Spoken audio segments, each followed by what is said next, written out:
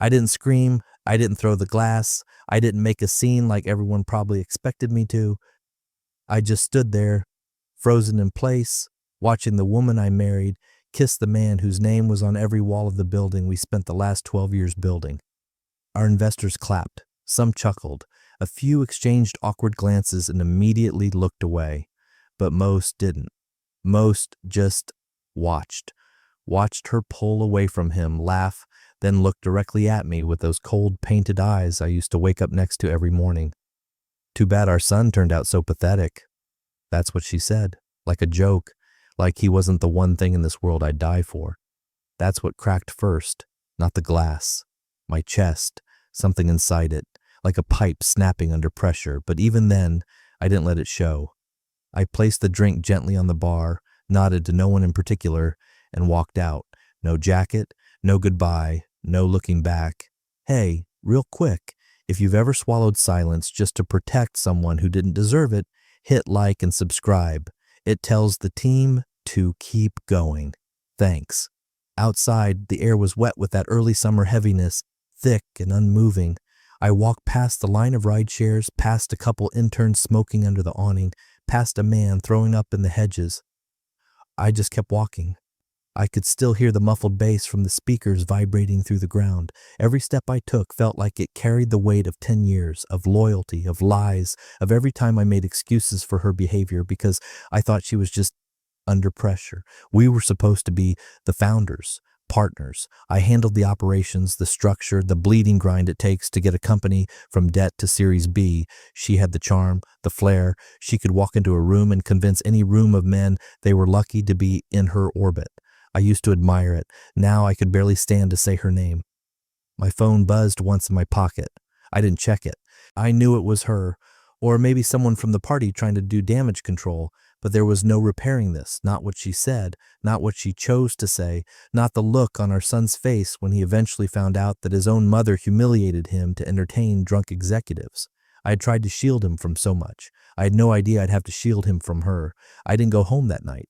I didn't go to a hotel either. I went to my sister's. She was out of town, and I had a spare key from the last time I helped her set up her printer. I let myself in, locked the door, and sat in the dark for a long time. Hours, maybe. Didn't turn on any lights, didn't turn on music. Just sat thought. I could hear the clock ticking in the kitchen and every creak of the old wood floor beneath my feet like a countdown, not to an explosion, to something worse, a quiet detonation, one that wouldn't leave visible debris but would tear through everything familiar. I didn't cry. I didn't even feel anger. Not yet. Just silence, dense and full. By the time the sun rose, I decided what I needed to do. Not for revenge, not even for justice, just for clarity, for peace. She didn't know it yet, but what she said at that party wasn't just a cruel joke. It was the exact sentence that ended everything, not just our marriage, not just our company, everything. The silence she used to mock in me was about to speak louder than she ever had. I parked 2 blocks away and walked the rest. The porch light was still on, casting that weak amber glow across the front steps. Her heels were in their usual place by the door, the ones she always said hurt too much to wear, but she wore them anyway because looking powerful matters more than feeling comfortable. A scarf tossed on the banister, her coat half on the hook, half falling. Everything looked the same, as if the night had never happened. As if the woman I watched kiss another man in front of a room full of colleagues wasn't the same one whose perfume still lingered in the entryway.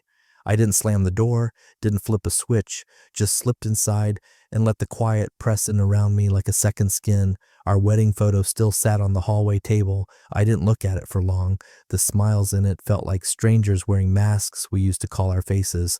I walked past it, past the gallery wall she'd curated to show the world how together we were. All curated moments, arranged carefully like a product launch.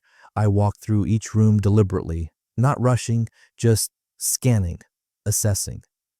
In our bedroom, I opened the closet and slid the hangers gently down the rod. My side, mostly suits. Her side, chaos. She never hung anything the same way twice. I folded 3 pairs of pants, grabbed a couple dress shirts, my old college sweatshirt, and a photo album our son made in 2nd grade. He'd glued glitter to the cover, wrote, "Best family ever," in blocky, misspelled handwriting. I didn't cry. I just stared at it for a moment, then tucked it under my arm. In the bathroom, I opened the top drawer, my razor still damp, toothpaste uncapped, her perfume bottle, Chanel No. 5, half empty. I left it all. I didn't take my wedding ring off. Not yet, but I felt the weight of it like a stone on my hand. The kitchen was last. Always was. That's where life used to happen, where our son did homework, where we danced on random Thursdays, where we planned campaigns and cooked birthday pancakes and argued about nothing and everything. The counter was cluttered with mail, an open bottle of wine from 2 nights ago, 2 glasses, only one had lipstick. I opened the bottom drawer next to the oven, the one we never used for utensils. That's where I left the folder. Inside it, the original house deed unsigned by her. She'd meant to do it, said she would after the acquisition, but what's the rush? It's just a formality. I also tucked in a printout of the trust documents, marked with my lawyer's note in red, finalized, irrevocable, and one photo, the one I knew she'd remember. Our son, 8 years old, holding her hand tight as they watched me speak on stage at our company's 5-year gala, his face beaming, hers less so. And I left my keys on the kitchen island, not just to the house, to the office, to our joint mailbox, to everything we used to share. Upstairs, I didn't sleep. Just sat on the edge of the bed for hours, looking out the window. The silence had a different tone now. It wasn't heavy like grief. It was sharp, focused.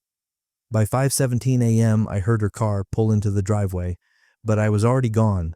The garage was empty, the master closet, half full, the bed, cold on one side. She walked into the house expecting a fight, maybe a storm, something dramatic. What she found instead was absence, no accusations, no ultimatums. Just a silence so precise, it might as well have been a scalpel. By the time she called my name down the hallway, I was already pulling onto the highway. No luggage, just a bag, the photo album, and a destination she'd never guess. I didn't need revenge, I needed space. And now I had it. 2 days of silence, that's how long it lasted before the knock came, not from her. I knew better than to expect her to show up with an apology or even a half explanation. No, the person standing in the dim, narrow hallway outside my temporary office was someone I hadn't thought about in weeks. Cynthia, the CEO's secretary, her blouse slightly wrinkled, hair tied back like she hadn't slept. Her eyes were swollen, red. She didn't wait for me to invite her in, just stepped over the threshold like someone who couldn't hold a secret 1 second longer. "I know I shouldn't be here," she said, voice barely above a whisper, "but I thought you deserved to know." She sat in the chair across from me without waiting for permission. I said nothing, just leaned back in the chair I hadn't bothered to decorate around. Blank walls, no photos, no awards. I didn't want anything in this space to pretend I was staying. Cynthia's hands trembled in her lap as she spoke. "It's not the first time. What he did. I've seen it before, but not like this. Not with someone married, and never, not in front of people." She swallowed hard, looked down like she was ashamed to be involved by proximity alone.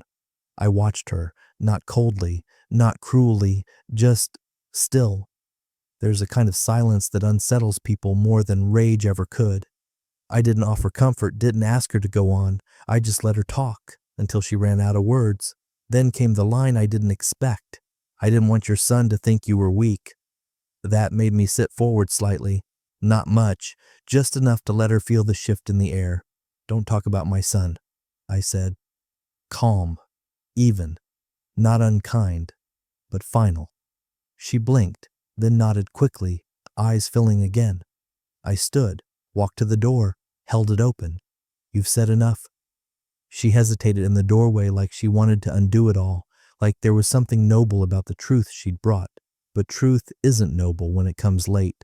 It's just tired.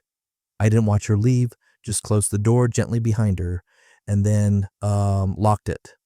For a while, I stood in the middle of the room, staring at nothing. I should have felt something, vindication maybe, or disgust. But there was only a growing vacancy where outrage used to live. That part of me was gone, burned out, replaced by calculation. I sat down at my desk and opened my laptop, pulled up the shared folder my wife and I used for our company files, scanned the access logs. She hadn't opened the main documents in days. No edits, no downloads, just silence. the kind that either meant denial or something worse. I opened a second folder, one only I had access to, labeled plainly contingency. Inside my plan from 6 months ago, the one I had built quietly after the first odd text message she never explained, after the second out-of-town conference that didn't line up with her calendar. I hadn't wanted to believe it then, but part of me, some deeper, more ancient part, had begun preparing. The trust paperwork, the unfiled but notarized prenup amendment, the new LLC filings under my name, the alternate account, untouched and invisible to the financial dashboard she used. I wasn't improvising now. I was simply following steps I'd already set in motion. I clicked the next tab, surveillance footage from the server room, from the executive lounge, from the office hallway the night of the party. I watched her brush lint off the CEO's shoulder. I watched her glance over both shoulders, then lean in too close. I watched her kiss him in that slow, familiar way she used to kiss me when she needed something. I didn't flinch, just pressed pause. The screen froze on her smile. I closed the laptop. Outside the window, a delivery truck pulled up. Life went on. Horns honked, birds flitted across the glass like nothing had changed, but everything had. She had made a public spectacle of our lives. Now it was my turn, not to retaliate, not to humiliate her, just to erase her, quietly, thoroughly, completely. And when she finally realized it, it would already be too late. She slammed the door harder than necessary, expecting it to rattle, to feel solid, lived in. Hers. But the sound that followed was thin, almost hollow, like shouting into a church after everyone's left.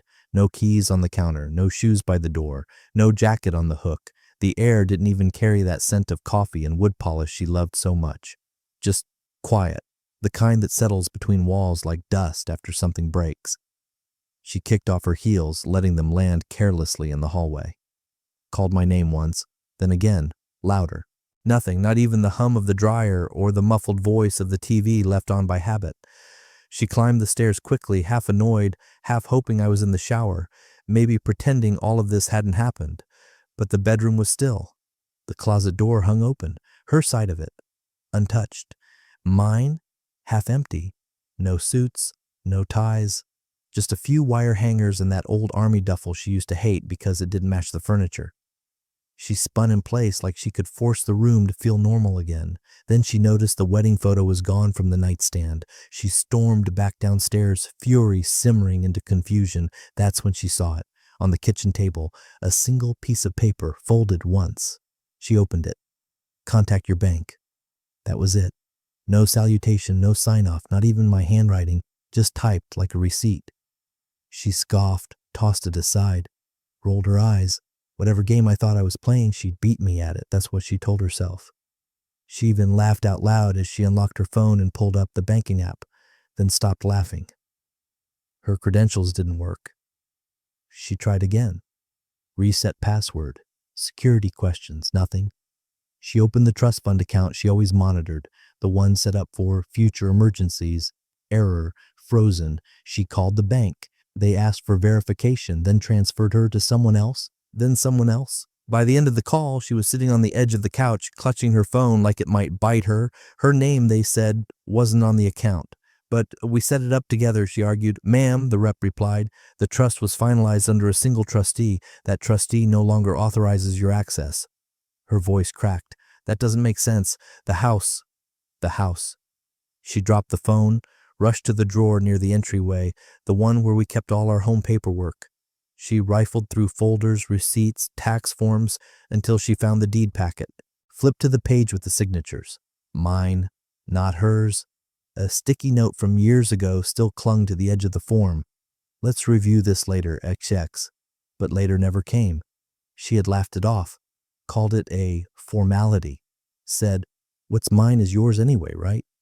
She remembered me hesitating, asking her twice, reminding her what joint ownership meant in legal terms. She'd kissed my cheek, told me not to worry, and never brought it up again. I had.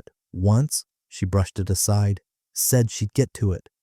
Now she stood in a house that felt suddenly foreign, like a hotel room with someone else's clothes still hanging in the closet. She opened the cabinets, all her mugs still there, her vitamins, her cookbooks. But none of it mattered, because technically, None of it was hers. Not the house, not the trust, not even the account she'd used to book spa weekends and charge designer shoes without asking. She rushed to her laptop, checked the company dashboard. Same thing, her access revoked, her profile still there, but moved to inactive advisory, a status that looked polite, respectful, until you realized it was just a placeholder for someone being slowly erased. She sat down on the edge of the kitchen chair, the paper still in her hand. Contact your bank. That was all I'd left. No fight, no threats, no scenes, just one instruction. And now, for the first time in years, she had no idea what to do without me telling her. She walked into the lawyer's office like someone used to being taken seriously. Designer coat still pressed, lips set in that confident half smile that had charmed investors and bulldozed junior associates. She'd spent the last 48 hours convincing herself that what happened couldn't possibly stick, that I'd lashed out, that I was being petty, that she'd walk into a courtroom and someone in a suit would laugh and say, "Oh, this is easily undone." But the man across the desk didn't laugh. He adjusted his glasses, tapped on his keyboard, and pulled up her name in a few databases before looking back at her with the kind of professional pity lawyers reserve for clients who think love makes them immune to paperwork. "There's nothing in your name," he said simply. She blinked. "What do you mean nothing?" "The company's shares were incorporated before your marriage," he continued, scrolling down. "The intellectual property was also registered solely to him. All capital accounts, brokerage, retirement, deferred comp, they were filed as premarital assets." She crossed her arms. "That's not possible. I was there when we launched the company. I ran half the investor meetings." "That's not the question," he replied calmly. "The question is, were you a legal co-owner?" She pulled out her phone, swiped quickly, and turned the screen to face him. A photo. Us, standing in front of a massive navy ribbon, oversized scissors in hand, smiling like idiots. Confetti falling. Our son off to the side, holding a balloon with the company logo. It was framed on our wall for years. He leaned forward, studied it. "That may be symbolic," he said, "but it's not legal." She pulled it back, like it had betrayed her. "And the trust account?" she asked, voice sharp now. "Established before the marriage. You were listed as a beneficiary temporarily. That was revoked last week, legally." Her mouth opened, then closed. She shifted tactics. "Surely the house, loans in his name, deed never filed with yours. You never signed the ownership clause. I'm sorry." She sat back slowly. The leather of the chair creaked under her. Her hands were cold. She hadn't realized she'd been wringing them under the desk. She tried to remember the last time she'd read a document all the way through, not skimmed, not passed it to a junior paralegal, read, understood what she was signing, or not signing. He flipped a folder toward her. "I pulled your marriage filing and the associated prenup. It's enforceable, very clean. There's an amendment too." She leaned forward, hopeful. He continued, "That you signed 4 years ago, confirming non-claim to new intellectual property unless listed as co-author or co-developer. You aren't listed anywhere." Her head started to swim. The room tilted slightly. She pressed her palms to the desk to stay steady. "This can't be right," she muttered. He didn't answer. Because it was. She stood up quickly. "I need air." The lawyer nodded, folding the file. "You should also know," he added gently, "that your name's been removed from the company's insurance plan. That happens automatically when your role becomes inactive." She didn't respond, just walked out, heels echoing too loud in the marble hallway, each step a little faster than the last. Her breath came shorter now, chest tight. The winter air outside slapped her in the face like a reminder. She unlocked her phone again, hands trembling, and pulled up her email. Nothing, no new updates, no apology, no backpedaling from me. She called a banker she'd flirted with at a conference last spring, asked if he could run a check, off the record. 20 minutes later, he texted back. "All major assets linked to his name only. You're not on any accounts. Sorry." She stared at the word. It felt different now, not casual, not dismissive, final. She leaned against the side of her car, staring at her reflection in the glass. For years, she'd told herself she didn't need to worry about the details. That charm and partnership were enough, that she could skip the fine print and trust that the show of building a life was the same as owning one. But now the show was over, and the stage was gone, and the spotlight, it wasn't even hers. She was already halfway through the voicemail when she realized it wasn't ringing, just straight to that chirpy automated tone. This number has been disconnected or is no longer in service. She hung up, called again, same thing, then again. The fourth time, she slammed her phone face down on the granite counter and muttered a curse that echoed in the quiet apartment like an accusation. She waited, staring at it like maybe it would light up on its own, that maybe he'd realize this had gone too far, that I wasn't just walking away, I was taking everything with me. But the phone stayed dark. She switched tactics, called his assistant, the one with the sharp bob and the even sharper tongue. Blocked, then his driver, no answer, then the VP of brand, who used to practically worship her, voicemail, no callback. She tried the CEO's office line. The receptionist answered hesitant and transferred her to legal without asking what it was about. Legal said they couldn't disclose current travel schedules for security reasons. Their tone suggested they knew exactly who she was and didn't want to be involved. By the next morning, she was behind the wheel of her car, hands gripping the steering wheel tight enough to leave half-moon marks on her skin. She drove for 3 hours, barely blinking, straight to the lake house, his escape place, his ego in timber and glass, the kind of place only someone with zero empathy and a 7-figure bonus could design to look like it belonged in a magazine shoot. They'd laughed on that dock once, shared a bottle of scotch he said was older than her marriage. She had thought it meant something. The gate was open, but the driveway was empty. No Jaguar, no black SUV, no lights on. She pressed the buzzer at the entrance. Nothing. Then a voice behind her. "Can I help you?" A woman in a tan coat, clipboard in hand. Real estate badge clipped to her lapel. "I'm looking for Mr. Kingsley," she said. "He owns this property." The woman gave her a professional smile. "He did. It sold last week. All cash. Off market." Her heart skipped. "He moved out?" The woman tilted her head slightly. "No, moved offshore." Just like that. 2 words that pulled the floor out from under her. She didn't ask where, didn't ask when. She already knew she wouldn't get answers. She turned slowly, walked back to her car, hands suddenly shaking in a way they hadn't when she'd been standing in stilettos on a boardroom table to toast the acquisition just a few months ago. She climbed in, shut the door, and sat. Didn't start the engine. Stared out at the house, empty.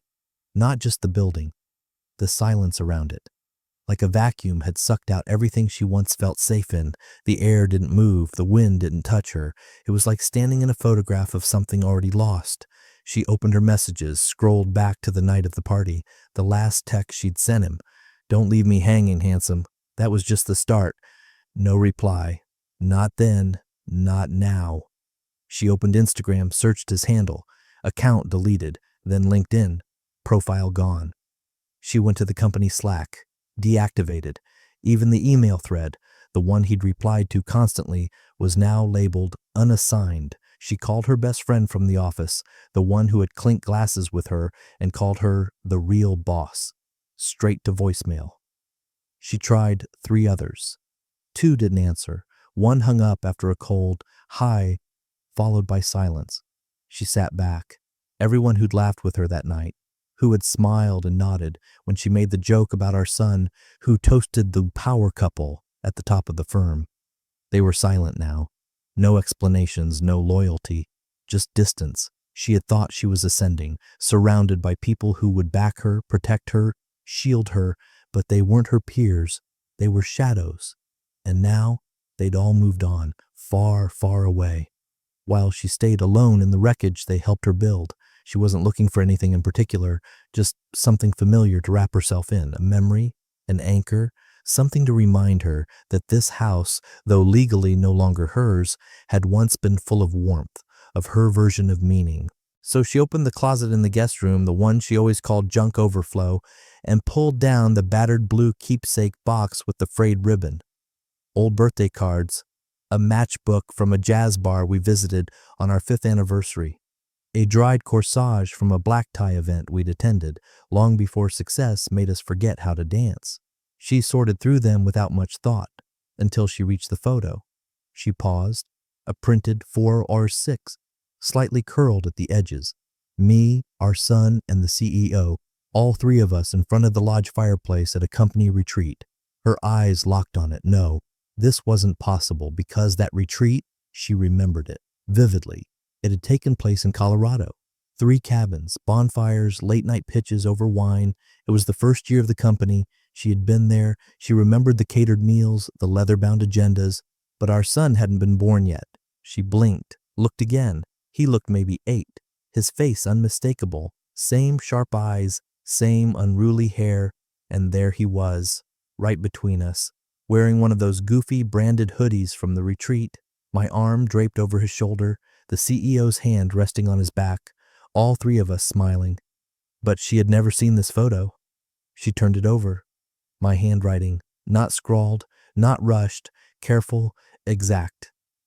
Year 1. All lies begin here. Her chest tightened. She dropped the box. Cards, trinkets, mementos scattered across the floor like debris from an explosion. But she didn't stop to gather them. She sprinted to the den, flipped open her laptop, and typed fast, shaking fingers barely hitting the right keys. Her email loaded. She searched. Prenup amendment. Nothing. Then she searched my full name. An old folder popped up, one she hadn't noticed before. It had been buried, sent during a chaotic month when we were fundraising and she'd stopped checking anything labeled legal inside a PDF. She opened it, the prenup amendment signed by both of us, dated 4 years ago. Her signature, not forged, not duplicated, hers in ink, scanned. Her eyes scanned the page like a drowning woman trying to read the side of a life raft. It was short, brutal in its simplicity. Clause 14b. All rights to assets, business ventures, or intellectual property developed during the marriage shall remain solely with the originating party unless otherwise specified in writing. There was no otherwise specified, no addendums. At the bottom, a timestamp, and my lawyer's initials. She leaned back in the chair, winded, as if someone had punched her in the lungs. She remembered now. I'd slid it across the table one evening, back when she still half listened to me. She'd been distracted, texting one of her design vendors. She'd laughed. You and your documents. I'd said, it's just a formality, for clarity. And she'd signed it, without reading, because she thought I'd never use it. She stared at the screen, nausea building in waves. The retreat, the photo, our son in it. Before he existed, how had I done it? Photoshop, a deepfake, a composite, or worse, had it even been edited at all? Was there something she didn't know? Something she'd forgotten? She couldn't tell anymore. Reality, memory, fabrication, everything blurred.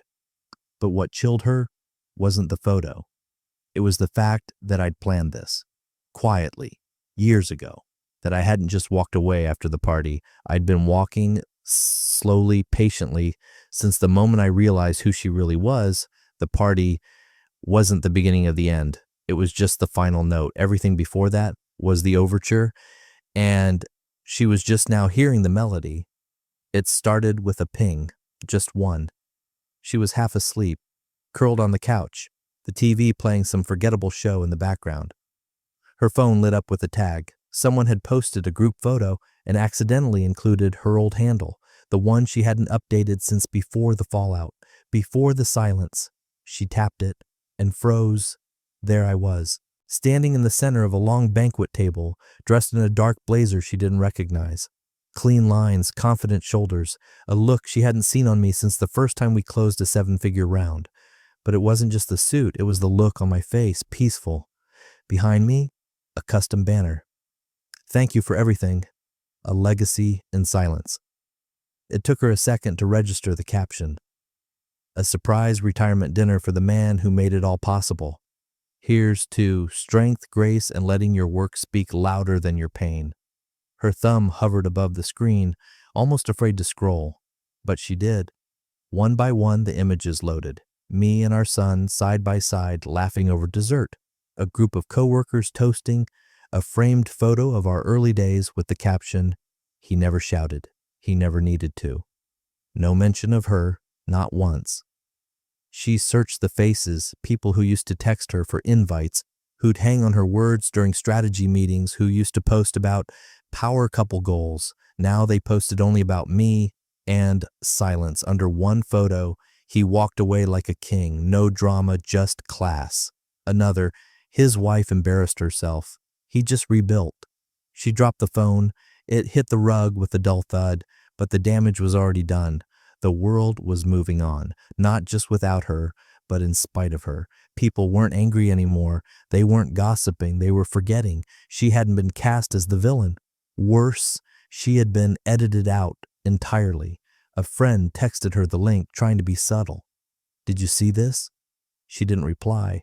Instead, she pulled her laptop onto her knees and searched for her own name in company archives, articles, team bios. Most results led nowhere. A few had been updated, her title scrubbed, her profile image replaced. The official page now listed her as former advisor. She clicked on the video of my retirement speech, not because she wanted to, because she had to. It wasn't long, just a few minutes. I stood at the front of the room, a quiet smile on my face, and thanked the people who had stayed, who had believed in the mission when the noise got loud. I didn't mention her. I didn't mention the party. Just one line near the end. Sometimes we protect the wrong things. Our silence isn't weakness, it's strategy. And when the time is right, it speaks for us. Applause erupted. She sat there, the echo of it bleeding through her speakers. That line kept repeating in her head.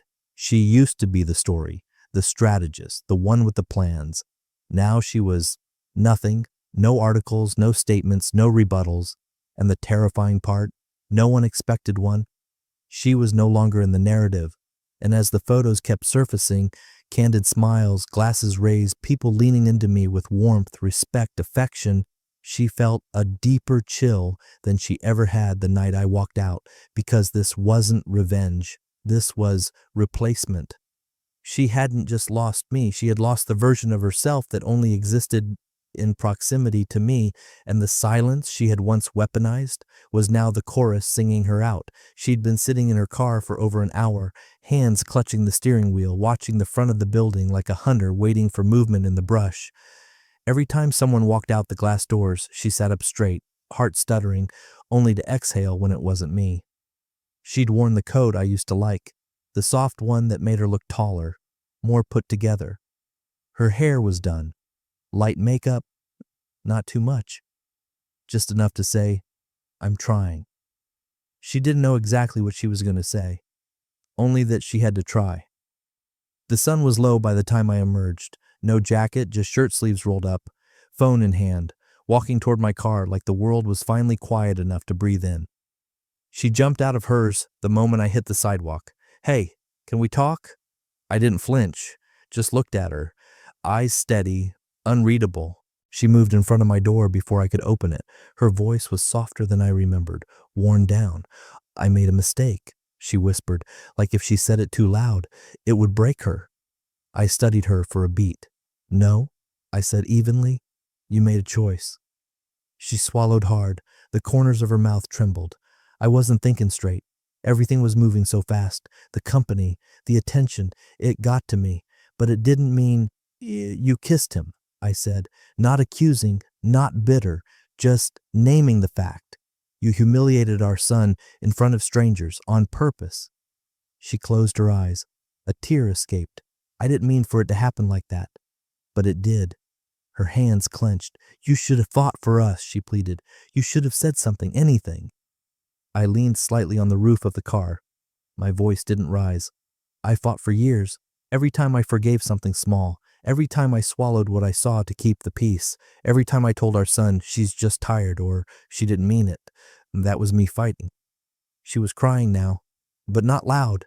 The kind of tears that come when the air itself feels sharp and cold, and you realize the words you rehearsed won't change a damn thing. "You were supposed to be my partner," she said, the sentence breaking as it left her mouth. "I was," I replied, "until you made me a prop." She stepped back slightly, like the words pushed her. I didn't know you could be this cold." "I'm not cold," I said, opening the car door. "I'm just done being invisible." She stood there, shivering, mascara catching in the corners of her eyes. Her voice cracked. Who even are you now? I met her gaze one last time, the version of me that finally listened. Then I got in the car and drove away. Not fast, not dramatic, just forward.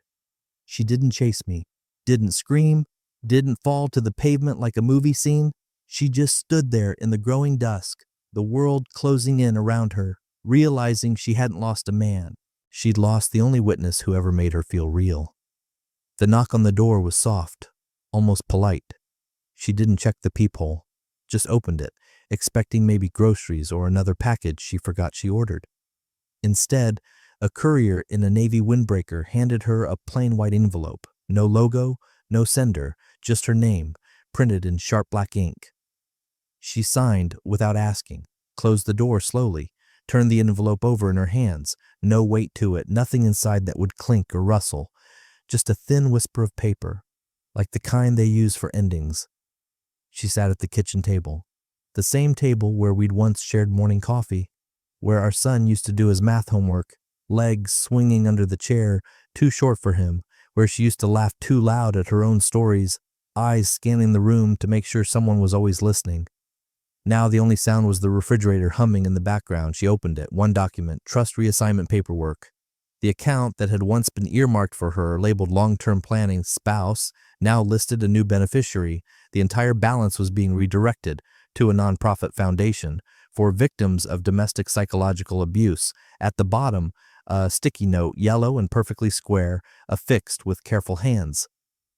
You once said I was spineless. Turns out I just hadn't stood up yet. Thanks for the push. No signature, just one printed line at the very end. The name of the foundation, our sons. Her hands trembled as she read it again. She thought there would be rage or grief or an impulse to pick up the phone and scream. But nothing came. She just sat there, breathing shallow, looking at the line where her name had been replaced, the balance column now split between legal aid, counseling services, and educational scholarships. She remembered saying it. Spineless. The word had slid out of her mouth years ago after an argument she barely recalled the cause of. Something about school pickups, or a press event, or maybe it was about money. It had always been about money, really. She'd stood there with her wine glass, lip curled, voice thick with disdain, and told me, "You'll never get far in this world because you're spineless." Back then, I didn't argue. I just went quiet. Now she understood what that silence had been. Not weakness, strategy. Every slow move, every quiet filing, every document she'd brushed aside, every door I'd closed without slamming. She thought she was center stage. Turns out, she was just background noise to someone else's exit plan. The envelope slipped from her fingers. She didn't pick it up, didn't reach for her phone, didn't cry. There were no cameras now, no audience, no boardroom, no curated feed, no one to perform for, no one to impress, just the sound of her own breath in a house that no longer echoed with anyone else's. She looked around, not at the things she'd lost, but at what she'd never really had in the first place. And for the first time in her life, she said nothing at all.